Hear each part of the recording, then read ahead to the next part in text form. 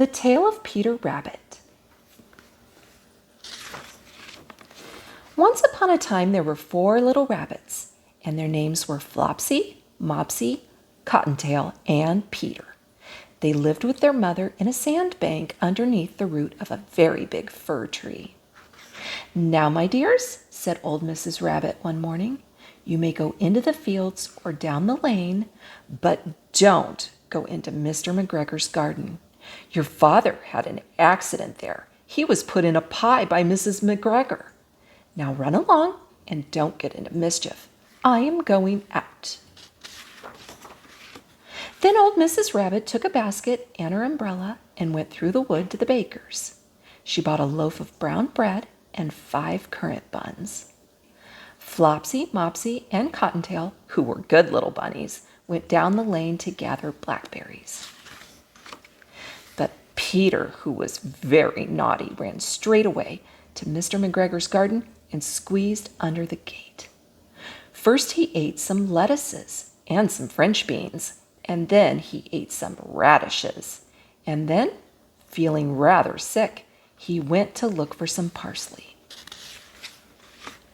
But round the end of a cucumber frame, whom should he meet but Mr. McGregor?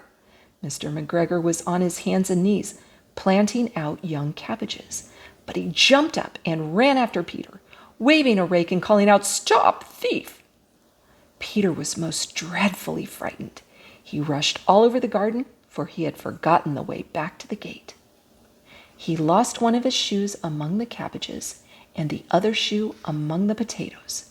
After losing them, he ran on 4 legs and went faster, so that I think he might have got away altogether if he had not unfortunately run into a gooseberry net and got caught by the large buttons on his jacket.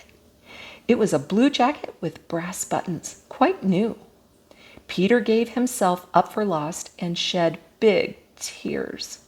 But his sobs were overheard by some friendly sparrows who flew to him in great excitement and implored him to exert himself.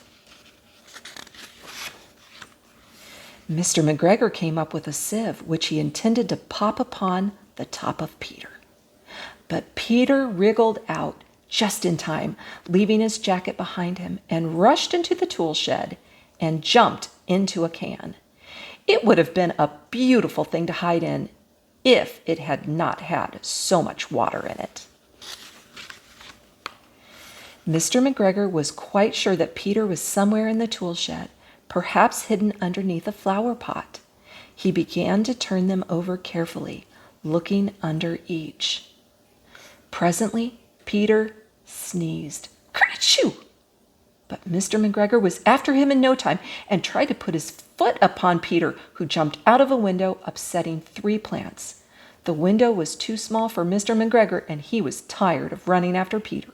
He went back to his work. Peter sat down to rest. He was out of breath and trembling with fright, and he had not the least idea which way to go. Also, he was very damp from sitting in that can. After a time, he began to wander about, going lippity-lippity, not very fast, and looking all around.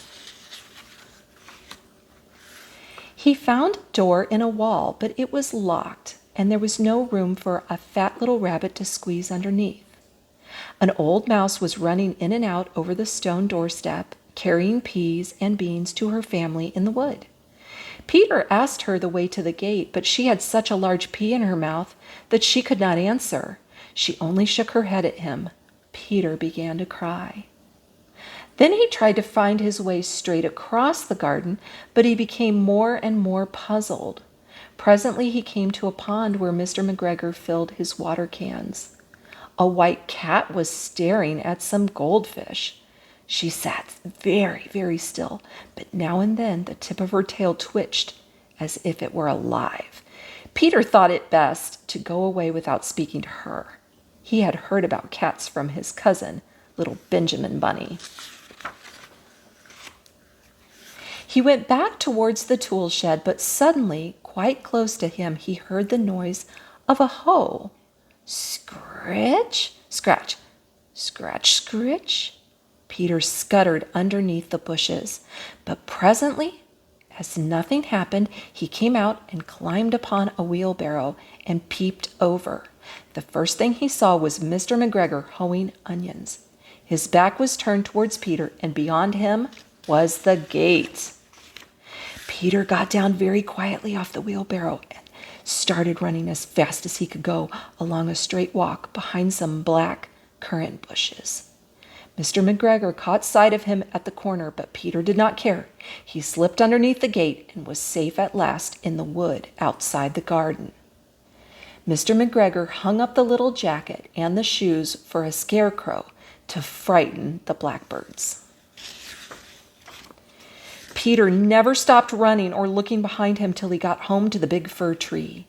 He was so tired that he flopped down upon the nice, soft sand on the floor of the rabbit hole and shut his eyes. His mother was busy cooking. She wondered what he had done with his clothes. It was the second little jacket and pair of shoes that Peter had lost in a fortnight. I am sorry to say that Peter was not very well during the evening. His mother put him to bed and made some chamomile tea, and she gave a dose of it to Peter. 1 tablespoon to be taken at bedtime. But Flopsy, Mopsy, and Cottontail had bread and milk and blackberries for supper.